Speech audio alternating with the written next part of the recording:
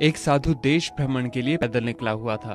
एक बार रात हो जाने पर वो किसी गांव में आनंद नाम के व्यक्ति के दरवाजे पर रुका। आनंद ने साधु की खूब सेवा की। दूसरे दिन आनंद ने बहुत सारे उपहार देकर साधु को विदा किया। साधु ने आनंद के लिए प्रार्थना की, भगवान करे तू दिनों दिन बढ़ता ही रहे। साधु की बात सुनकर आनंद हंस पड़ा और बोला, अरे महात्मा जी, जो है ये भी नहीं रहने वाला। साधु आनंद की ओर देखता रह गया और वहां से चला गया। 2 वर्ष बाद साधु फिर आनंद के घर आया और देखा कि सारा वैभव समाप्त हो गया है। पता चला कि आनंद अब बगल के गांव में एक जमींदार के यहाँ नौकरी करता है। साधु आनंद से मिलने गया। आनंद ने अभाव में भी साधु का स्वागत किया। झोपड़ी में फटी चटाई पर बिठाया, खाने के लिए सूखी रोटी दी। दूसरे दिन जाते समय साधु की आंखों में आंसू थे। साधु कहने लगा, हे भगवान, ये तूने क्या किया? आनंद पुनः हंस पड़ा और बोला, महाराज, आप क्यों दुखी हो रहे हैं? महापुरुषों ने कहा है कि भगवान इंसान को जिस हाल में रखे, इंसान को उसका धन्यवाद करके खुश रहना चाहिए। समय सदा बदलता रहता है और सुनो, ये भी नहीं रहने वाला। साधु मन ही मन सोचने लगा, मैं तो केवल भेष से साधु हूं, सच्चा साधु तो तू ही है आनंद।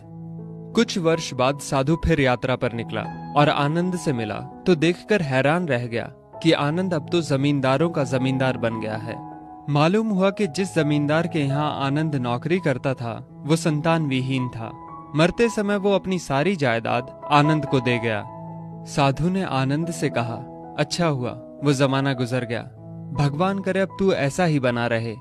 ये सुनकर आनंद फिर हंस पड़ा और कहने लगा, महाराज, अभी भी आपकी नादानी बनी हुई है। साधु ने पूछा, क्या ये भी नहीं रहने वाला?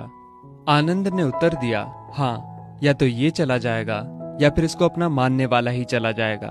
कुछ भी रहने वाला नहीं है, और अगर शाश्वत कुछ है तो वो है परमात्मा, और उस परमात्मा की अंश आत्मा।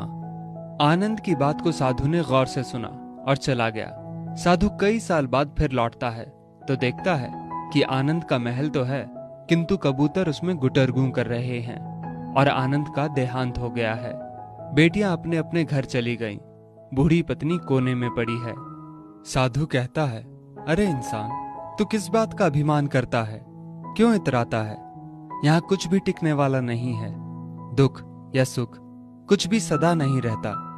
तू सोचता है पड़ोसी मुसीबत में है और मैं मौज में हूं, लेकिन सुन, ना मौज रहेगी और ना ही मुसीबत।